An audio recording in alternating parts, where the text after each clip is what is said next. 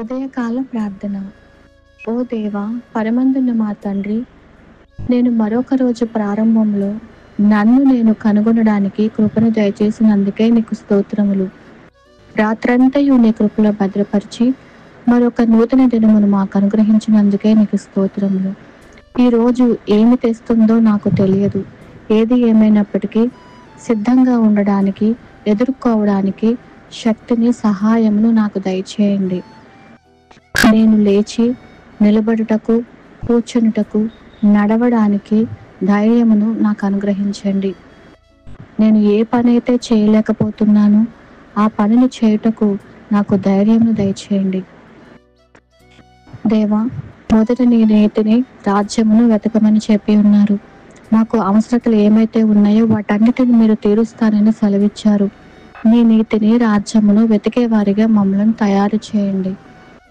ఈ రోజు కోసమే నేను ప్రార్థిస్తున్నాను దేవా.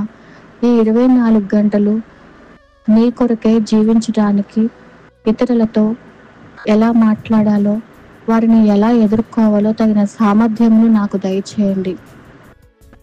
నీవు నేర్పినటువంటి ప్రార్థన, నీ రాజ్యము వచ్చే నిమిత్తము నీ చిత్తము పరలోకమందు నెరవేరునట్లు భూమి యందు నెరవేరును అనేటువంటి ప్రార్థనను మేము చేయుటకు మాకు మంచి మనస్సును దయచేయండి.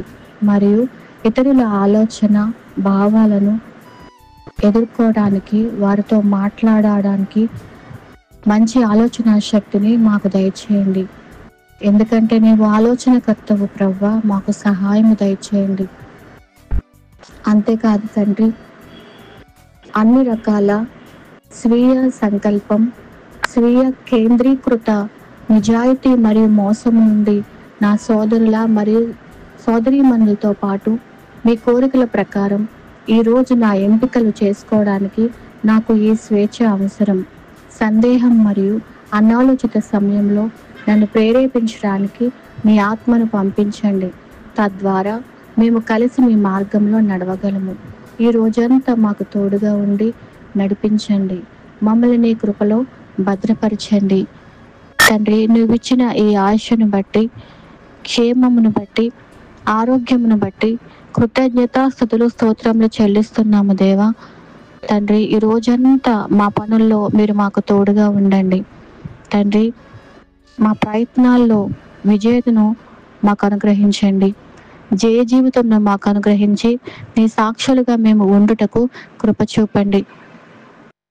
అనాలోచితంగా మేము ఉండకుండా నీ ప్రేమను కనపరుస్తూ, నీ ప్రేమను వెల్లడి చేస్తూ తండ్రి, నీ చిత్తానుసారమైన జీవితాన్ని మేము జీవించుట కొరకు మాకు కృపను అనుగ్రహించండి.